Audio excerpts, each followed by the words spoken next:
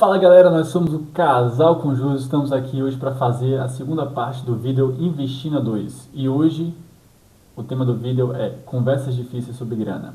Então já se inscreve, já deixa o like e já acompanha a gente porque o vídeo hoje está muito bom, tá certo? E eu já começo o vídeo com um questionamento para você. Você sabe quanto seu marido ganha? Você sabe quanto sua esposa ganha? Agora eu vou trazer um dado para vocês. Vocês sabiam que 57% dos casamentos eles terminam por causa de conflitos relacionados a dinheiro? Pois é um número bem alto, né?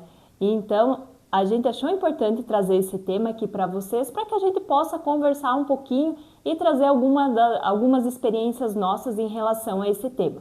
Nós sabemos que o tema dinheiro no relacionamento às vezes é um tabu, às vezes a gente tem medo de ser criticado quando a gente toca no assunto, às vezes a gente tem um perfil diferente da outra pessoa, às vezes a outra pessoa tem um perfil mais gastador ou um perfil mais poupador e a gente tem medo de iniciar essa conversa com medo de gerar um conflito no relacionamento. Só que quanto antes vocês conversarem sobre isso, é melhor para não chegar nesse dado, né, de terminar o casamento por causa dessa falta de conversa em relação a dinheiro. Pois é, galera. E um ponto aqui que merece atenção é que essa conversa ela não vai ser agradável. Não vão ser flores, né? Vai ser uma conversa difícil. E a chance de vocês brigarem durante essa conversa é grande. Então vocês vão precisar respirar fundo, vão precisar ali tirar o celular de perto e estar um olhando para o outro ali, dando uma atenção, né? Porque é uma conversa difícil. Quando você junta as finanças, um dos pontos que é difícil para o casal é aceitar que o salário não é mais o seu salário. O salário passa a ser um salário da sociedade conjugal. Vocês têm ali uma sociedade que envolve também o patrimônio e isso precisa ser debatido. O salário não é mais seu para você gastar livremente. Você tem que conversar com sua esposa como é que isso vai ser feito.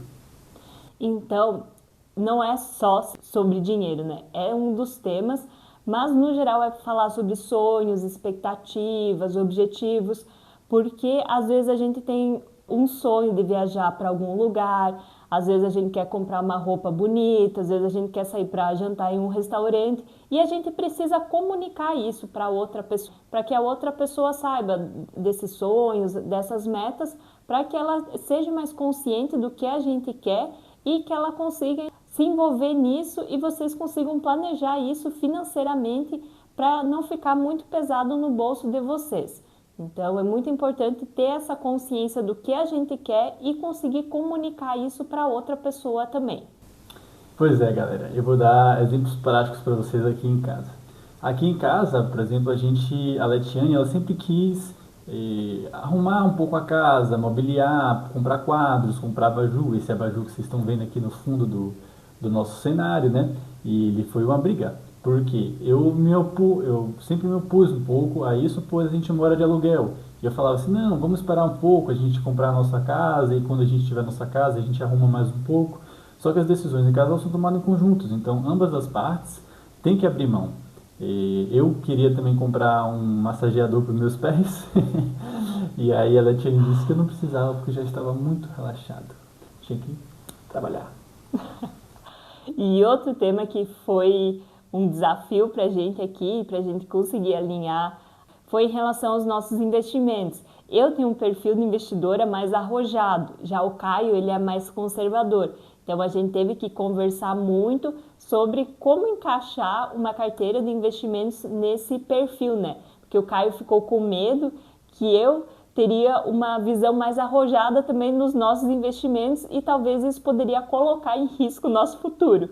Eu tive que conversar com ele, explicar para ele que sabendo que esse dinheiro seria o dinheiro do casal, eu não adotaria uma postura tão arrojada, eu adotaria uma postura mais conservadora. E a gente conseguiu chegar numa distribuição de valores que ficasse confortável para os dois. A gente então pensou em 25% para renda fixa, 25% para ações, 25% para fundos imobiliários e 25% para dólar, né, Caio?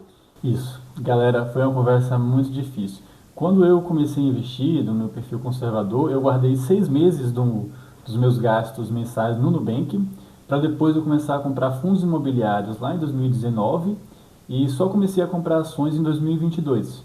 Quando eu conheci a Latiane já investia em ações desde 2018 e ela tinha 80% do patrimônio dela na mesma ação da bolsa. Então eu considerava isso muito arriscado, né?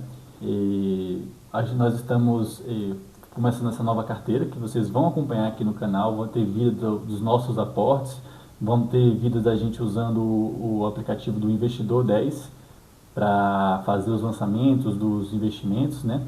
E vai ser muito bacana, não perca que se inscreva no canal para vocês acompanharem isso.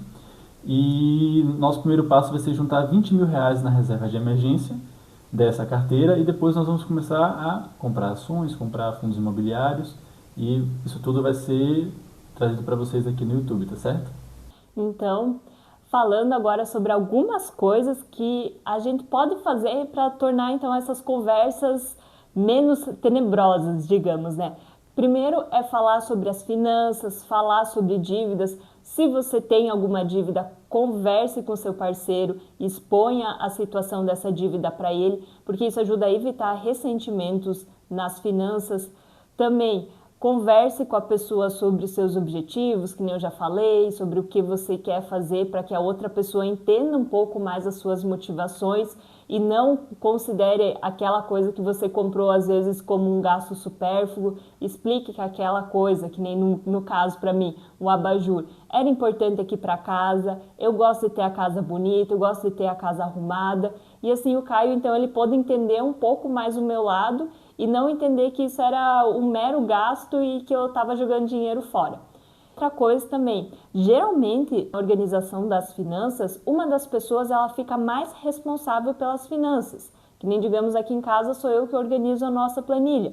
Então convém a mim chamar o Caio para conversar uma vez por mês, quando a gente recebe o salário no final do mês, a gente senta aqui, a gente olha os gastos no cartão de crédito, eu falo para ele quanto que ficou a conta dele no cartão de crédito, aí a gente consegue organizar as finanças porque a gente tem então essa frequência de conversar sobre isso.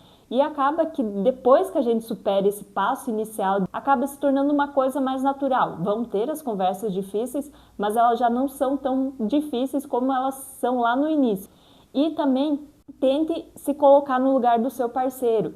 Pense por que ele está tendo aquele gasto, por que aquilo lá é importante para ele. Quando ele falar alguma coisa para você, pense com empatia sobre o que ele está falando. Não venha com 4 pedras na mão, se ele gastou o dinheiro, se ele fez alguma dívida.